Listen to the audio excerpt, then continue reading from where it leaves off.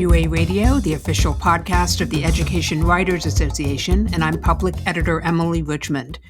New York City is the nation's largest public school system with over 1.1 million K-12 students. It's also now the epicenter of the coronavirus outbreak in the United States. Joining us today is Patricia Willens of WNYC, the flagship public radio station for the city, where she is the news editor in charge of the newsroom's youth and family reporting team. Patricia, thank you for being here. My pleasure. Where are you right now? Right now, I'm just outside of the city. Like many others, I left about a week ago, so I'm reporting and editing remotely. And is the rest of your team doing so as well? Everyone has a different setup. Most of my reporters are still in the city, isolated in their apartments. Let's talk about your team. How many folks right now at WNYC are working on the coronavirus story, and then more specifically on how it's impacting schools and families? I would say everyone in the WNYC newsroom is working on the coronavirus story right now. So reporters, editors, and producers, we probably total about 50 people when you count everyone. That also includes our digital site, Gothamist. Everyone's doing their part. You're no stranger to covering crises and even massive tragedies. You have had a long journalism career. Tell us a little bit about when you started to realize that this story was going to be different. I've been thinking about that a lot in the last few days, and my colleagues and I who were at WNYC for 9/11 have been checking in with each other. This is very different, obviously, for many reasons, and feels in some ways more unsettling. I think it's somewhat of a cliche to say it's because it's invisible. It's not invisible anymore at all, as our hospitals are filling up and our kids are at home, and all of these very concrete examples of the virus's effect. But it's much harder to point to a place to go to cover this story or find a way to wrap your mind around its beginning, middle, and end. So it just is unprecedented.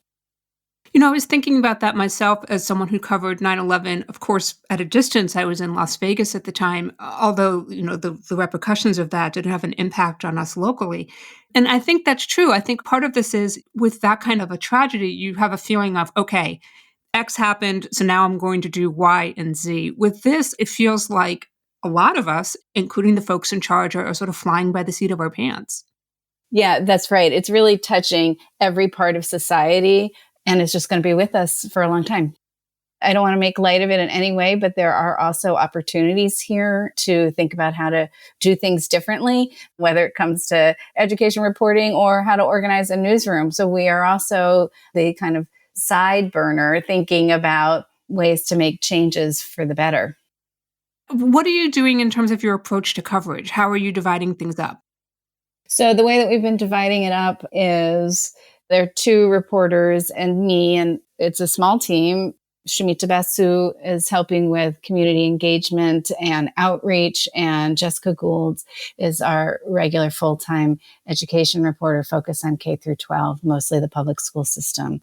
Jessica is pursuing every day of story and working the context she already had on her beat, whether it's at the Department of Education, within advocacy groups, schools, etc. Shamita Basu had been working with me on our transit coverage, specifically on a project called We the Commuters, which was an audience-centered engagement project that used surveys, live events, and polls and other kinds of tools to actively include our audience in our reporting. So with that experience, we asked Shamita to apply her skills to education reporting in light of the coronavirus. So we have used our audience to send us stories and firsthand accounts through voicemail and voice memos. And we've also partnered with another nonprofit news site in our area called Chalkbeat, and are working closely with them to get all of the stories we can from the field because we can't get there ourselves. Well, let's talk about one of the big stories out of New York City right now, and it's something that really applies to a lot of reporters in other places, and that's this idea of remote learning, that students are either learning at home by picking up paper packets or going digital when they can, when they have that connectivity. What's happening right now in New York public schools? How's it going so far? It's interesting because I also want to just step back and remind ourselves how quickly this has all happened. When I was thinking about this interview, I just went back to remind myself how this unfolded. March 1st, just the beginning of this month, was the first positive test case in New York City. And it's just rapidly evolved since then. 1 week after that was when private schools started to close. Students who were studying abroad were called home. A certain area just outside of New York City, around the town of New Rochelle, was put under kind of a quarantine. So it was just like slowly unfolding only a few weeks ago. And the Mayor de Blasio, was under quite a bit of pressure to act when it came to closing the schools. He was holding out, though, for another full week. So it wasn't until March 15th, about 2 weeks ago, that he announced the schools would be closed. That gave the teachers and all the faculty and staff in the school system 1 week to prepare to go full on to remote learning. And that just started this week on Monday. So that's where we are. You had a boot camp actually for these educators, kind of a 3-day crash course, which sounds kind of fascinating. And listening to that story, it was interesting because, some of the teachers said it was actually going a little better than they thought it might. The range of reports is as mixed as you would imagine. This is a massive school system with incredibly well run, well funded, highly functional schools, and some, very disorganized, badly run, and underfunded schools, and everything in between. So we were getting a lot of reports from teachers, yes, absolutely to your point, who thought this was a great opportunity, whose schools, for example, I can even say my son's school, didn't wait a week. They had already been using Google Classroom. They were very well organized, and they started remote learning a week early. So, that was up and running for the high schoolers, at least. Other schools really don't have the equipment and don't have the trained teachers who feel comfortable with the technology. So it was almost like starting from scratch. And then there's two other big cohorts of students. And I think some of the numbers might be staggering to folks from other parts of the country, but out of our 1.1 million students, about 200,000 are in special education programs for very high needs. And how do you do that kind of teaching and supporting from your homes? That's a huge question that has not been answered. And then about 300,000 kids, or almost a third of the kids, are without technology or Wi-Fi connectivity at home. So that raises a whole other set of issues. So sure, yes, a boot camp for 3 days sounds great, and in some places worked well, but it's a drop in the bucket. For me, I think one of the takeaways here for other reporters who are looking at this story, it's a good reminder that you can't generalize about a district's experiences. And right now, it's probably a good time to be paying attention to schools that were already struggling with some of these inequities, because chances are they're getting worse, not better. Right. So what we've been doing, again, with our partners at Chalkbeat, we sat down a survey. We used our radio platform to get the word out about that, our various digital and online sites to get the word out, and then also community partners, youth advocacy groups, and others to push out this survey. And the reports we were getting back were, as I said, incredibly varied, but a lot of concern for the kids who are on the other side of the digital divide, are not able to connect. And also huge amount of stress and strain for the parents. So that's what we're hearing right now. The beginning of the week started out with some jokes and, cute sort of, here's my schedule for how the week of homeschooling is going to go. By the end of the week, the images on social media and the calls that we were getting were not quite so upbeat. We're talking with Patricia Willens of WNYC about the impact of the coronavirus pandemic on the nation's largest school district.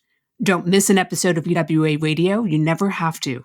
You can find us on your favorite podcast app. And we thank all of you who have taken a moment to rate us on iTunes. Your support and feedback are helping us grow. Patricia, WNYC has long been a place where we get to hear a lot of student voices. How are you making that happen right now? Well, I outlined a few of the things that we are doing with this survey. And because we are audio first at WNYC, it included a request for people to send voice memos to an email account and also call a good old fashioned phone number to leave a voicemail. So we've been able to use some of those voices on our air. And the other thing we've been doing is working with certain youth groups that we already had a relationship with to reach their teens. Many of the kids are at home, bored, underutilized, and looking for something to do. They're also disappointed that their extracurricular activities and some of their youth activism projects have been put on hold. So we are working right now with two partners on student reports, diaries, and also kind of more of a documentary style project to bring to our air and to our websites over time. I did see a real opportunity here to plant some seeds, really starting last week with teens mostly and families with younger kids that I hope will blossom as the weeks and months continue, because it's pretty clear that the schools are not going to open up in New York City for the rest of this semester.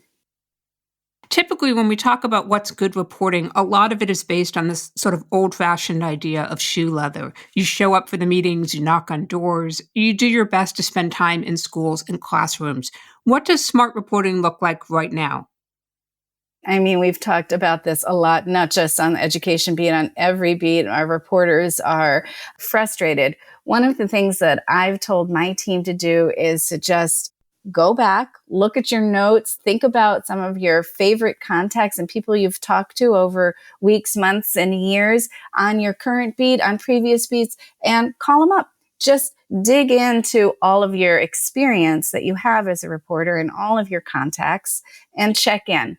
So that's one thing people are doing. Another is that as a station, we paid attention to what our colleagues were doing out in Seattle and Washington State, that station which experienced coronavirus first. And we learned from them some things to do. For example, prepare a go kit for our reporters so that when they do want to go out in the field, and if they make a strong enough case, and if their editors and supervisors okay it, then they have like basic equipment to protect themselves. We're talking masks, a boom pole, a long microphone pole so that they can keep their distance, some gloves and disposable wipes, and a couple people have kind of almost hazmat suits. We haven't sent many people out into the field yet, but that's a constant conversation we're having. And I think smart reporting right now, too, is paying attention to the other channels where people are communicating and keeping in touch with each other, whether it's PTA's Instagram accounts or Facebook groups set up for children and families and homeschoolers and all of those things that are happening right now. It's a great way to kind of sit in on some of those conversations. Yes, you are so right. There's no question that social media and all sorts of online listservs, absolutely, they always have been great sources and places to go for conversations and information, and they definitely are even more so. Absolutely. Reporters are often reluctant to ask for help for themselves, in part when covering a crisis like this, because they see so many people who they believe need help more than they do. But we also know that self-care is a big factor in how we're all doing our jobs these days. And I'm interested how you're handling things on that front, especially as a manager. You know, it is really important to remember that we are the story as much we're covering the story, we're living it. And so those go bags I mentioned are one piece of that. The reporters, some of them are feeling a tremendous amount of pressure to do what they do best and run towards the story, right? Go lean into it. Some reporters are putting a lot of pressure on themselves to do more. They feel very frustrated about being stuck inside. So I'm just spending a lot more time on the phone to just one-on-one conversations, talking with reporters about what are reasonable expectations and what they can do and what they can't do.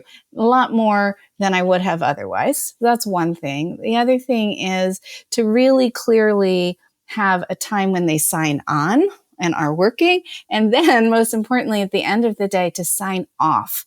So that's been a kind of conscious technique that we've just started this week. Are you leading by example on that front, Patricia?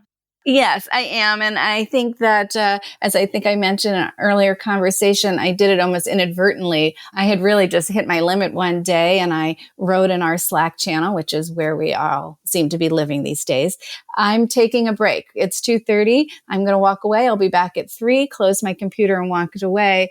And what I heard later from at least one reporter was, gosh, that was so helpful. It reminded me that I could stand up and go get a drink of water and take a walk and come back. And thank you so much for doing that. So I've been much more conscious about saying when I'm on, when I'm off, and that we all need to take breaks. Just to sort of sum up what you're seeing right now, what do you sort of outline as sort of the unique challenges for New York City's public schools right now, something that may not overlap into other districts in the country? Oh, my goodness. It's the scale. That's what makes the New York City's school system unique. And that's what makes this problem and this situation unique to New York. How to expect all of these children to maintain their learning and how to keep track of so many kids, many of whom were already living kind of on the fringes and might have been afraid to ask for help. The Department of Education is going to lose track of a lot of kids. And there's going to, of course, be learning loss, but it's more than that. People are in a very vulnerable living situation. So that's just a big one. I don't know how to answer that or what that's going to look like on the other end. The other thing I'll say, again, not trying to put too rosy an outlook on this, but the school's chancellor, Richard Carranza, was on NPR this morning, actually, and he was making a big claim that this coronavirus response and this shift to remote learning for 1.1 million students has forced the city to, as he says, close the digital divide. That's a big claim. We're here to fact check that and hold them accountable. If that's really a goal of the New York City Department of Education, that's a huge seismic shift. And we'll be watching that really carefully. And then for reporters in other cities where there is a lot of overlap on these questions of remote learning, on these questions of how you keep kids fed or connected to the health services that they need, what are a couple story ideas for them? Well, I mean, even before this story, I think nationally there was growing awareness of the incredible importance of mental health support, social emotional learning. I would want to know more about how other school districts are building that into their expectations. Should every school have X number of social workers, school nurse per number of students? Just like changing the expectations of who's on your team. The other is just emergency preparedness. I think it applies to all of us.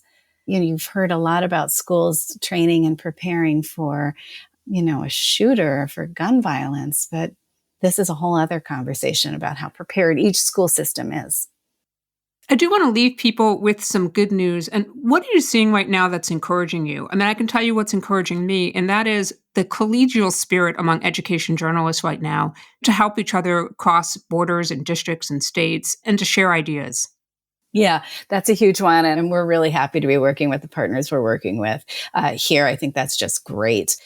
I have to say that although I had said before that the reports coming in later this week weren't as rosy as they were the beginning of the week, the truth is so many teachers are showing their work, right? And being celebrated on social media with their own families and school communities.